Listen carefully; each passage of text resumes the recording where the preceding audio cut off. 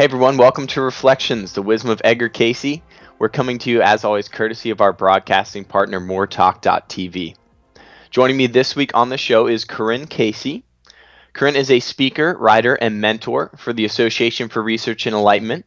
She is also mother to 2 young children, an environmental consultant, and a life coach. A great-granddaughter of Edgar Cayce, applying material from the Cayce Readings is at the heart of her personal spiritual path and her professional work. Corinne has a master's degree in environmental leadership from Naropa University, where her graduate work focused on mindful conflict resolution, authentic leadership, and organizational learning.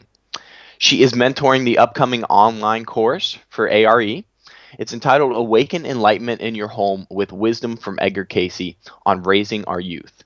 This takes place from June 29th through July 26th, so it'll be this summer. For details, you can visit our website at edgarcayce.org/mentored course. She and her father, Charles Thomas Cayce, traveled the country to share their field program entitled Think on These Things, Timeless Gems from the Edgar Cayce Readings. For more details on this and upcoming events, you can visit edgarcayce.org/field conferences. Corinne, welcome to the show. Thank you so much for coming on. I'm so happy to be here. Thank you for having me. My pleasure. And Corinne, we talked a little bit about your bio information in the info, so everyone knows you are the great-granddaughter of Edgar Cayce. As the great-granddaughter of Edgar Cayce, I'm sure over the years you've had people ask you about the life and work of Edgar Cayce and the work of the Association for Research and Enlightenment. So for someone who's completely unfamiliar with them, how do you describe Edgar Cayce and the A.R.E? I usually start by saying that in his waking state, he was a pretty ordinary, humble man growing up in rural Kentucky around the turn of the century. And he discovered at a pretty early age that he was easily hypnotized and could go into a hypnotic state, sort of sleep-like. And when he was in that state, he had access to an incredible psychic ability. And the way that first started to play out was that people who had illnesses that were not responding to traditional medicine and doctors' care would come to him, and he would be able to, in his hypnotic state, see their physical body and be able to tell what was going on, what was out of line, or what was causing the illness, and prescribe holistic remedies to help relieve that illness.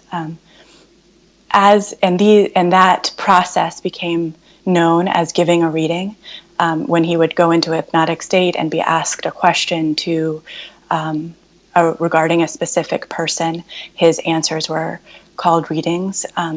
And what people began to realize when he was in this hypnotic state and he was talking about the different systems of the body and what was going on with them, he would sometimes also talk about their mental state, their attitudes and emotions, and how those were corresponding with their physical bodies. And then he also began to talk about their spiritual or soul life and past lives they may have had, or how past lives are playing out in this life and their dream life. And it just became more and more evident that his psychic ability, through his psychic ability, he was able to access this vast range of our human experience. And not only that, he was able to access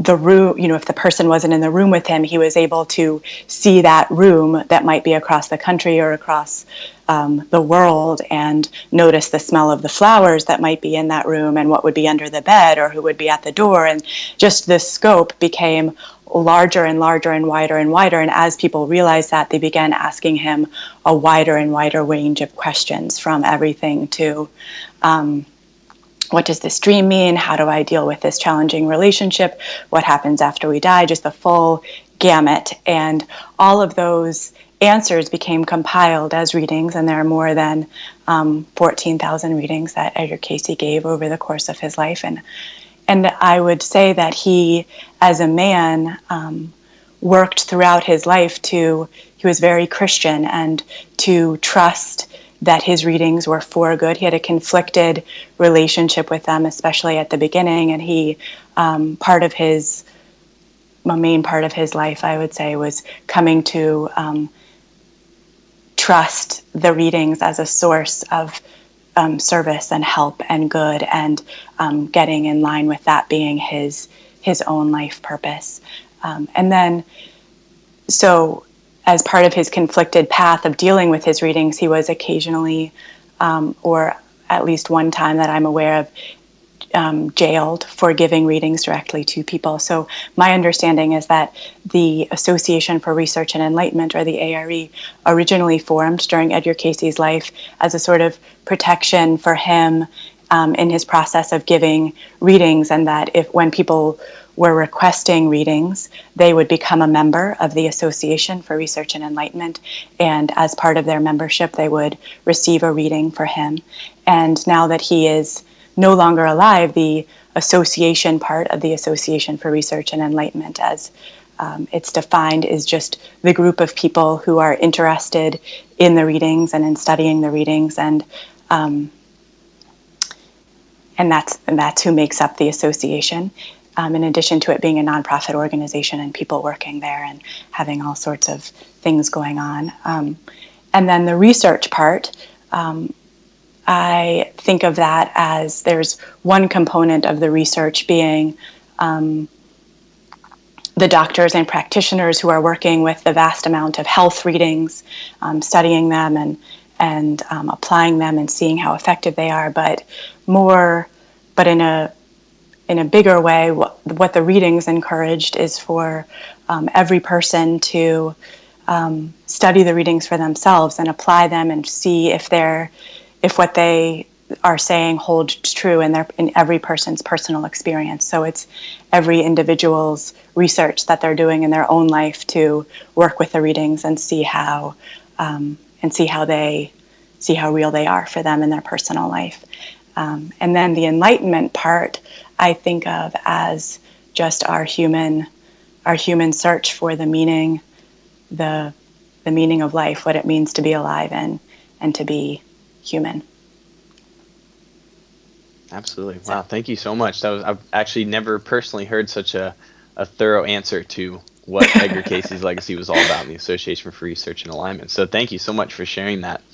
Corinne, it's obvious that your upbringing was quite immersed in the Cayce readings. Your father has been teaching and speaking about the readings for most of his life. I'm curious, though, what makes you personally, being involved with the A.R.E for so long in the Cayce readings, what really makes you personally want to be involved with this work? What inspires you about it?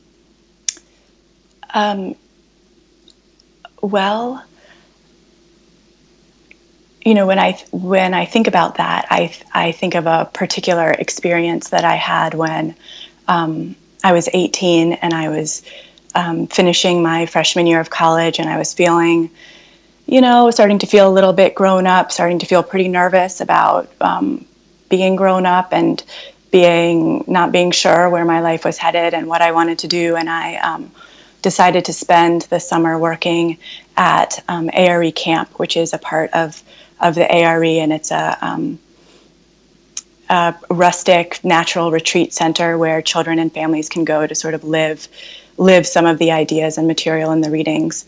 And I'd gone there with my parents when I was growing up, and so I decided to be a counselor there for the summer. And I had just, for the first time in my life, just a profound experience of what it meant to be doing work that felt, where I felt like I really came alive, where I was able to really connect with people in a powerful way and feel of service. And I think that was really, I loved living so closely with ideas from the readings, being immersed in nature and meditating every day and eating a healthy lifestyle and living in community with other people who are trying to do the same thing. And I felt useful in a way that really connected with really connected for me. And and not only that, I was working with children, 10 to 16-year-old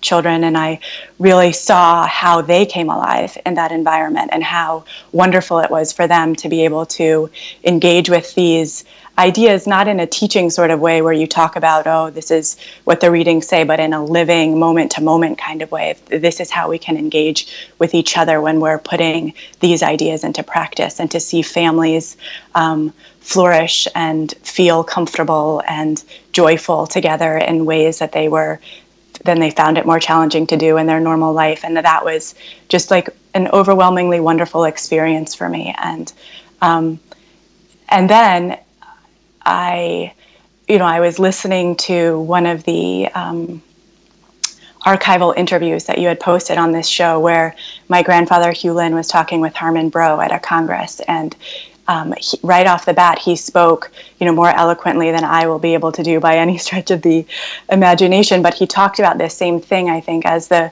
vehicle that the A.R.E provides for people to engage with the idea of how do we love each other, and how do we be connected to one another, and what does it mean to be of service. And I feel most alive and happy when I'm engaging with with that path. And so I haven't found anywhere, I haven't found anything else that allows me to do that in that clear of a way. So that's my answer. Absolutely wonderful. And Corinne, I want to talk about something that you and your father do. This is something that I really enjoy, because I think the family dynamic and how it translates in a public talk, I think is a really cool setup. I recently saw John Van Auken and James Van Auken, father and son, do a speech together, and it was really, really a cool experience. So I could only imagine what you and your father, Charles Thomas Cayce, what your experience has been like traveling the United States, administering this wonderful field conference around the country. I want to talk a little bit about this, if you can share your personal experience. Your program's called Think on These Things, Timeless Gems from the Edgar Cayce Readings. And I'm curious, Corinne, what are the topics that you generally talk about with your father, and what are these quote-unquote gems that you talk about? Well, they are, I think there are countless gems in the Cayce readings, but so my dad and I sat down together over the course of several months and talked about, for us, what are things that are really meaningful to us from them. And out of that, we came up with a handful, and then there are several others that we slide in a little bit into group discussions and stuff. But the key ones are psychic ability and the development of the soul, the soul's journey, and meditation, and working with ideals, and preparation for conception and child rearing, and Jesus. And then there's also a little bit of health and a little bit of dream work in there as well. But those are the main topics that we explore through sharing stories that, my dad, it's such a wonderful gift to get to spend that time with him and listen to him teach, and hear the stories that he heard from his father, Hugh Lynn, and from other teachers that were contemporaries of Hugh Lynn, and to sort of, I have really loved that oral tradition of those stories getting passed down that I get to learn and be a part of now. So yeah, we share those different topics. He talks about most of them, and I chime in some on working with ideals, and then preparation for conception, and working with children, and with family dynamics. Yeah. Absolutely. And how are these key ideas, these gems that you talk about from the readings, a part of your daily life? What has been the most important thing for you as far as incorporating these into your daily life? Well, right now I have two young children, and so a lot of my days are filled with caring for them and being with them. So I have found, more than any other time in my life, or I guess what I'm learning is that when I'm challenged and in difficult situations, that more than ever I find myself drawing on on ideas from the readings and principles, and really working to apply them and leaning into them and using them in ways that I didn't before. Definitely, parenting is the most challenge. It's challenged me and pushes me in ways that I haven't before, and it's absolutely the best and most joyful thing that I've done so far. So in a daily way, I would say that I work with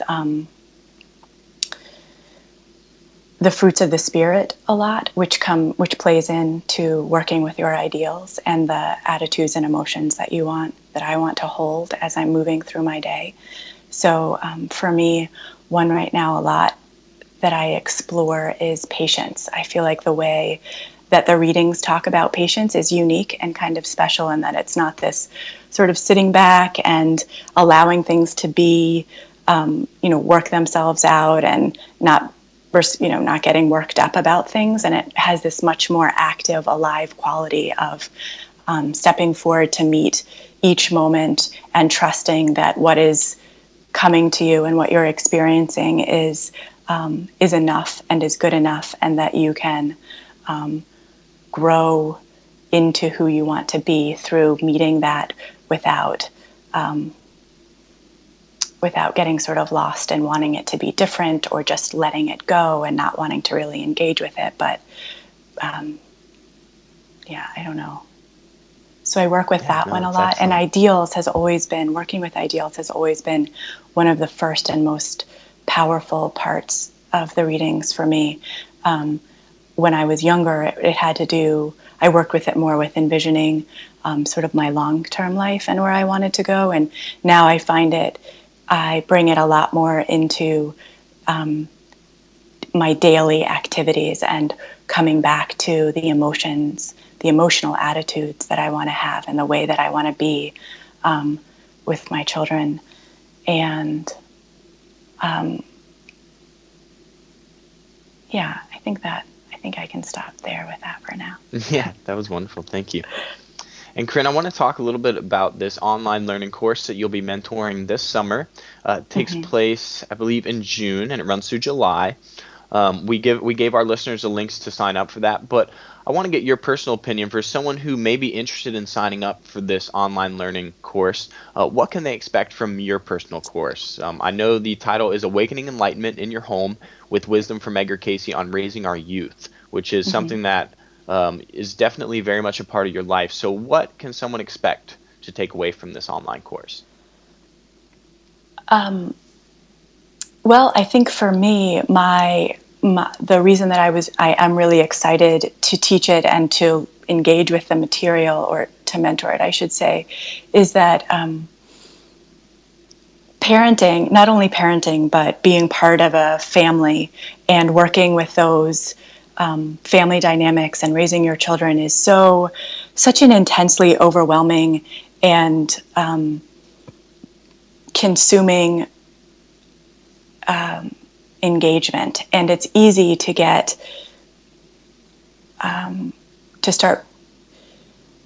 feeling really caught or down on yourself about it. And so the readings provide a lot of tools and structure for how to be the person that you want to be as a parent and as a member of your family.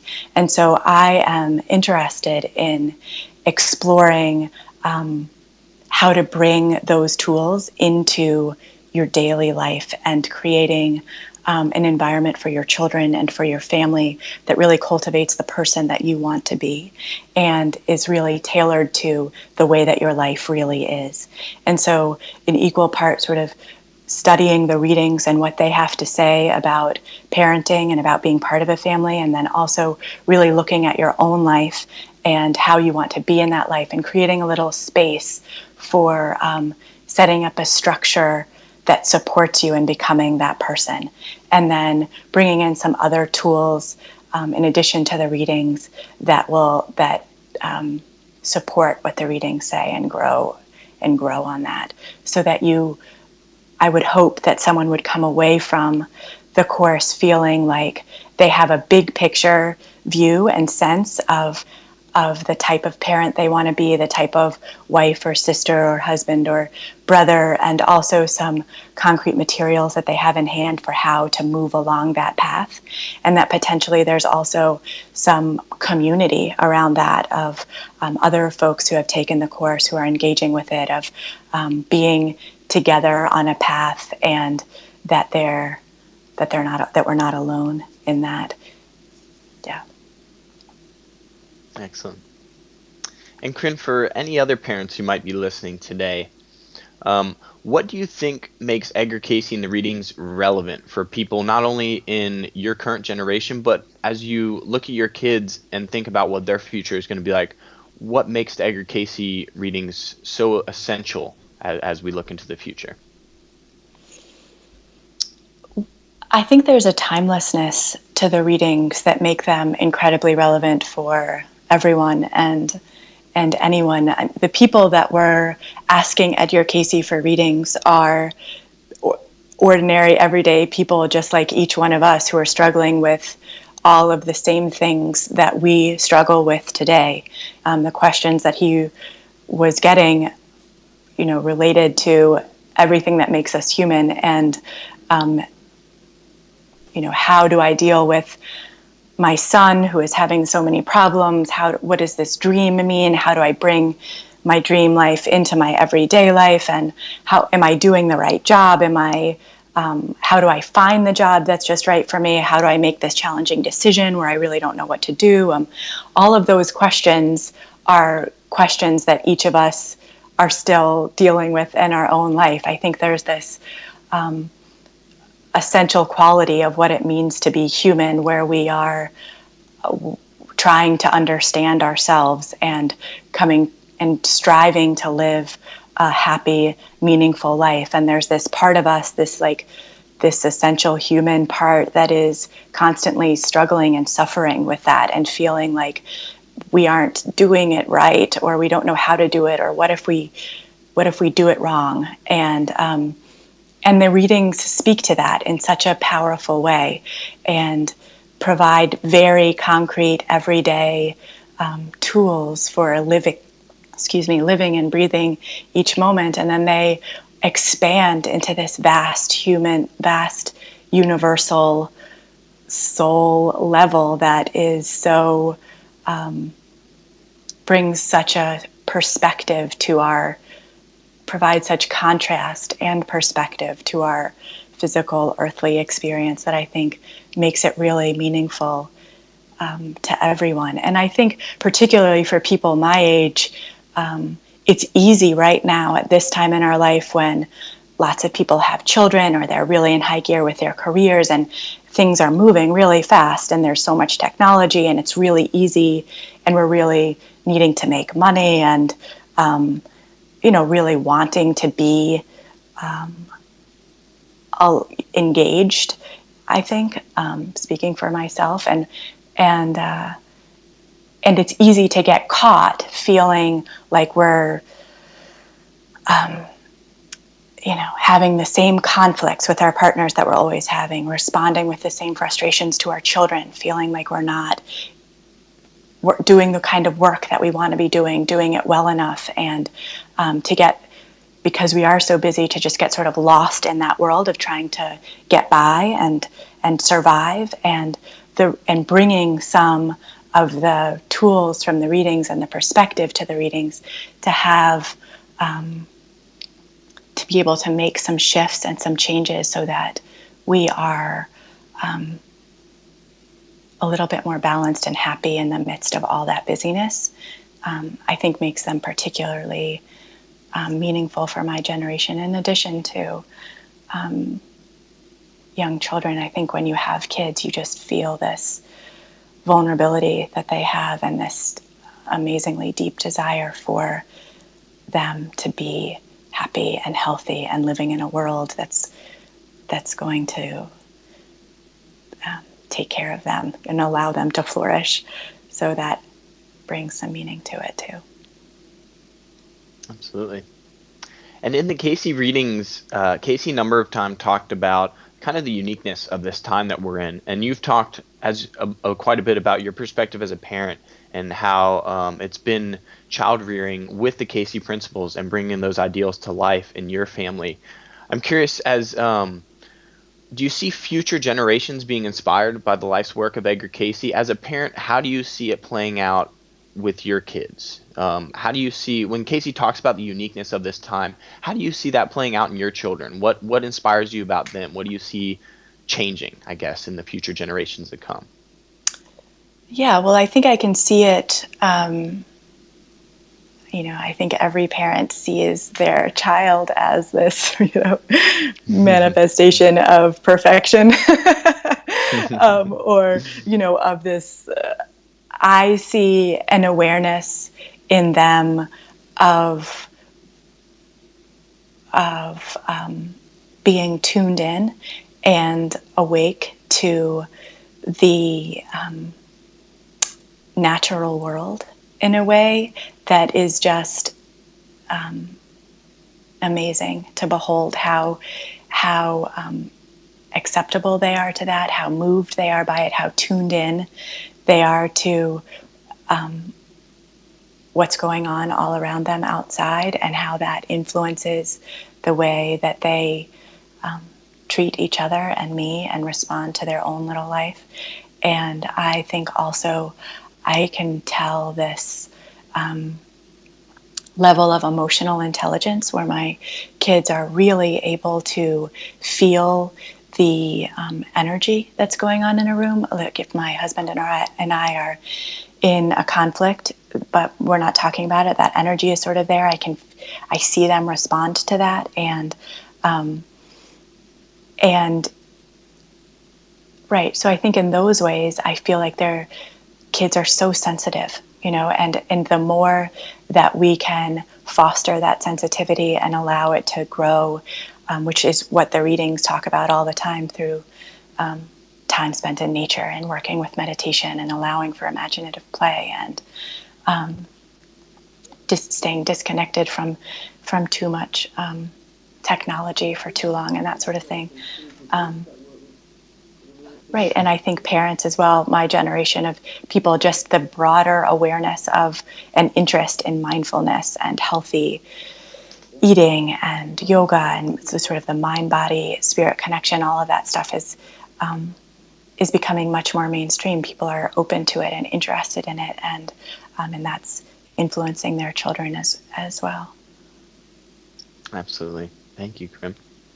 I'm curious, as you reflect on your adult life, what has been kind of your proudest moment, or what I guess what makes you proudest to be a member of the Cayce family? Is there a moment that you can think of that was really your proudest moment as a member of the family, or just what is that feeling like to be a part of the Cayce family? What makes you so proud to be a part? Um, let's see. I guess I feel a lot of gratitude often for having the material from the readings, having grown up within it, and having my parents raise me in that way, and growing up in the A.R.E community. I feel, every time I hear stories about how the readings have helped people, and I feel. I feel the blessing of it and the gratitude of it for it being for it being out there. And I don't know if right. So there's some feeling of proudness around that, of it, of the goodness that it's brought to people, and how much help it's been. And so my being part of the family, I think it's easy when you start to look at Edgar Cayce's life and his psychic ability and what the material in the readings, it can feel it can feel like maybe he wasn't a real person, because it's just so out there, and then me being a great-granddaughter and my father being the grandson, and Hewlin being a son, the family then remaining involved brings some sort of like groundedness to it, in the sense they're like, oh, look, he was a real person who really lived, really lived and had everyday ordinary experiences. And I think that is helpful for people to see that. Absolutely. And I think that's a great thing to share, because I think that's a common misconception. And I love that you shared that not only at the beginning of our interview, but you brought it up again, is that Cayce was truly just a normal, average person in his waking state. He was very humble. He was just a man going about his business when he wasn't doing these readings. I think that's a very inspiring message, definitely, to hear. I'm curious, Corinne, as you as you look around at what's going on right now, what has you most inspired? Whether it's your work with A.R.E or anything going around, what inspires you most today?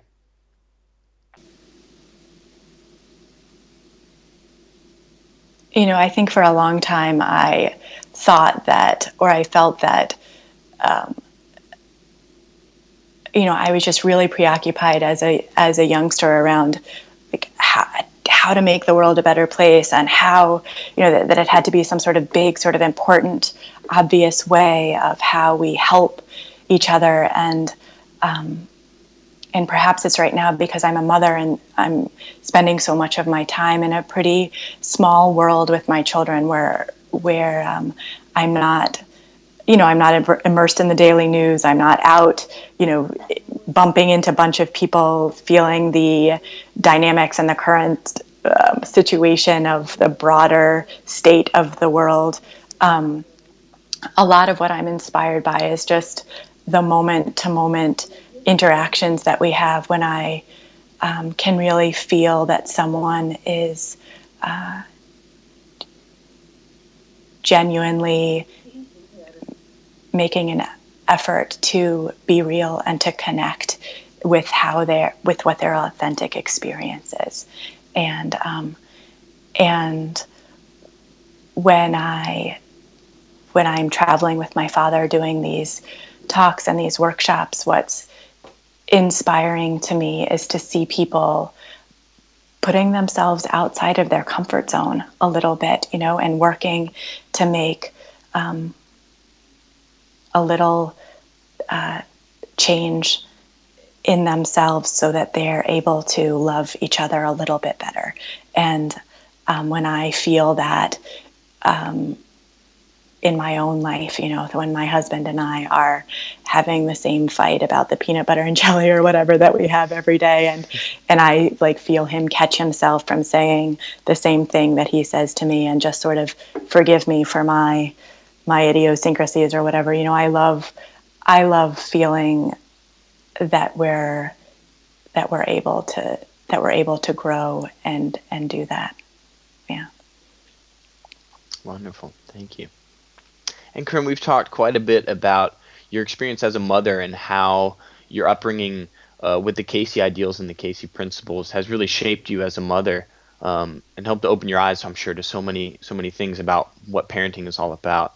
I'm curious, that we haven't gotten a chance to talk too much about your educational background, which you have your master's degree in environmental leadership from Naropa University. So I wanted to ask you something kind of in regards to that. Mm-hmm. You are an environmental consultant and a life coach.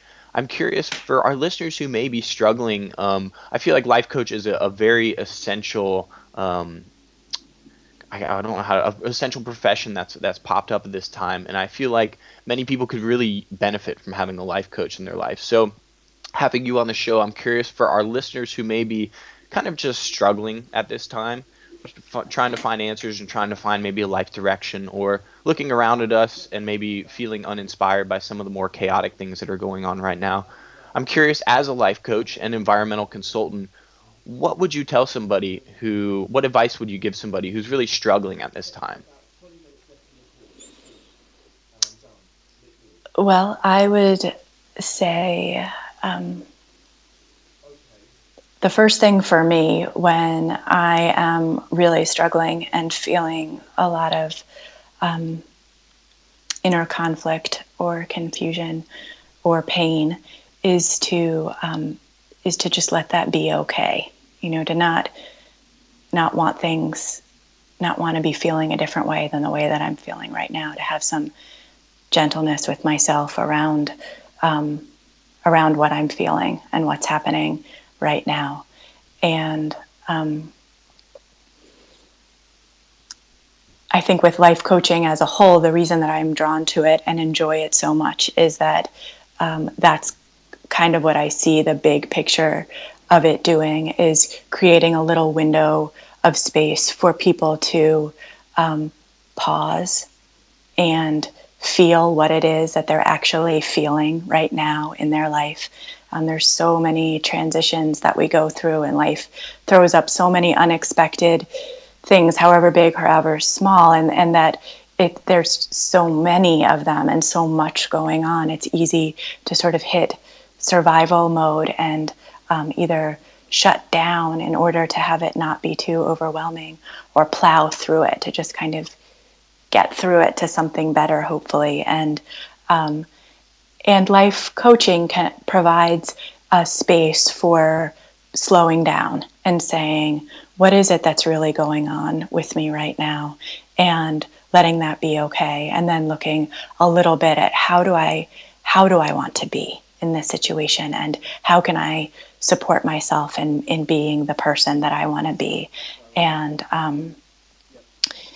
the readings offer so many help supports in that process. And so the potential of bringing together life coaching with ideas from the readings, and people who are interested in working with incorporating those ideas into a more daily part of their life, I think there's a lot of room for that. Yeah.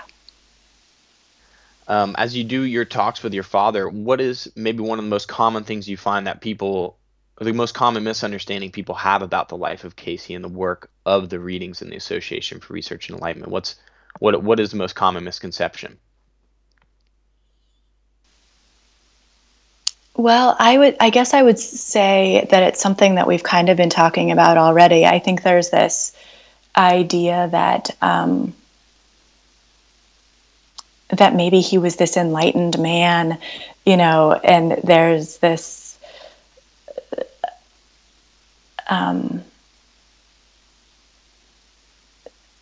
there's this sort of idea of putting the man like up on this pedestal. And one thing that I often hear my dad saying is that the reason that his psychic ability was only accessible to him when he was in his hypnotic trance-like state was that in a past life he had access to that psychic ability, and he had been a riverboat gambler and had used it for to cheat at cards and to get women, and for ill, basically. And so his psychic ability had only been available to him in a hypnotic state, so that it was more likely that it would just be used as a source of good. And so I would say that's a pretty common question. And I love the way that my dad engages with it, which is that, we're not all on a straight stairway up toward enlightenment, that there are steps forward, and taking 2 steps forward and 1 step back through our soul's journey, and that we're all, struggling in different ways, and that he, as a man, struggled himself. Yeah. Absolutely. I think the life of Edgar Cayce definitely speaks for itself for anyone who wants to dive into that. Corinne, I want to thank you so much for being with us today on the show. It was truly a pleasure Sure. hearing about your personal experience, but really we don't get often to talk about parenting and how important it is to have these Cayce ideals as a part of your parenting style, and to have it play out in your day-to-day life. So thank you so much for sharing your personal experience with that, and thank you for continuing to carry the Cayce legacy. It's such an honor to have you here. Yeah, thanks so much for having me. It was really a pleasure. Of course. Thanks, Corinne. Thanks for coming on the show. Take care. You too. Bye.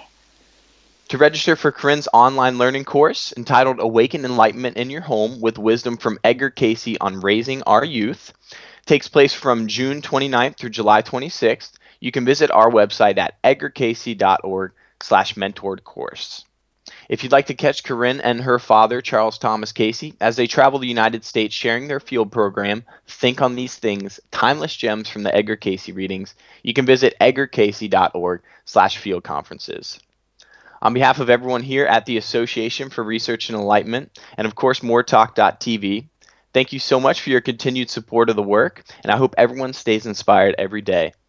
Thanks for tuning in to Reflections, the Wisdom of Edgar Cayce, and I hope you have a wonderful week. Much love.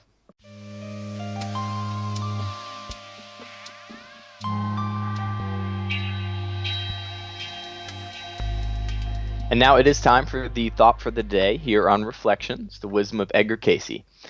And joining me, as always, is Dr. Bill Austin. Bill, welcome to the show this week. Thanks for coming on.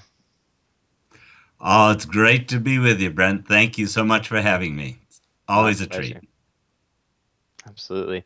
And Bill, if you can go ahead and read the thought for the day today here on Reflections. I'd be happy to. This thought comes from reading 3161-1. Passive patience, to be sure, has its place, but consider patience rather from the precepts of God's relationship to man. Love unbounded is patience. Love manifested is patience. Endurance at times is patience. Consistent ever is patience. You know, this reading is talking about passive patience, and it's saying love unbounded, without restrictions, without limitations, without barriers, is patience. Love manifested is patience. Endurance at times is patience. Consistent ever is patient. Consistent, I think, with trying to express love. You know, and how do we do that? How do we express love? Well, I think it comes back to being kind and gentle. Giving what is needed at the moment. And sometimes we don't often understand just what that is. But if we turn within and we listen to that divine guidance that is there, and as we practice this, it comes more and more, we can step back, be patient, listen for the answer, and in a kind, gentle way, offer what assistance we can. You know, I don't pretend to understand the full spectrum of love, but I know that if I'm not reacting in an aggressive manner or in a defensive manner, and I'm trying to be kind and gentle, the best I can during that situation, I feel like I'm trying to manifest God's love for man. I feel like I have to step back and be guided through those situations. Yeah, wonderful. Bill, you raised some good points there. One of the things you mentioned that I really liked is how you mentioned how love is this kind of unfolding thing. It's not. It's so I sort of in a sense compare it to enlightenment, is that it's love and enlightenment are not this thing to be reached, a goal, a place to be reached. It's this ever unfolding process and this journey and this experience. And you know, you made that very clear, and Cayce makes that very clear in this excerpt. One of the other things I really resonated with in this excerpt was the first sentence. He says, passive patience, to be sure, has its place, but consider patience rather from the precepts of God's relationship to man. So this excerpt took me reading a few times to finally gather what I think Cayce might be trying to get at here. It's when we think about being patient in any given situation, he says we need to think about God's relationship to man when we think about patience. So that's our reference point for patience. So when you think about God's relationship to man, there's nothing passive about it. When you think about God's relationship and how it works through every person, it's a constant thing. Whether we have the eyes to recognize how God's working through our lives, that's up to us, and that's also an unfolding aspect of our life. But Cayce says that as God's relationship is to man, as God's relationship to man is incredibly active, we have to be incredibly active with our patience. Practice that loving patience of just realizing that things are here, so we have to love them and accept them, but we have to be out there and doing what we can to influence them, to bring our own personal, flavor to each thing that we're touching. And as we've talked about in the past many times, Bill Cayce says it has to be positive. You have to try to stay positive. You have to bring kind words to people. You have to bring your own happiness to each environment. It's not something that's already there for you to, tap into. Right. Excellent. Well, Bill, thank you so much for joining us for the thought for the day today. It's always a pleasure to have you on the show. Thank you so much. Oh, thank you, Brent. I always enjoy it. Well, I hope you have a salubrious day today. Thank you. You too, Bill. I'll see you next week. I look forward to it. Bye-bye. Bye-bye.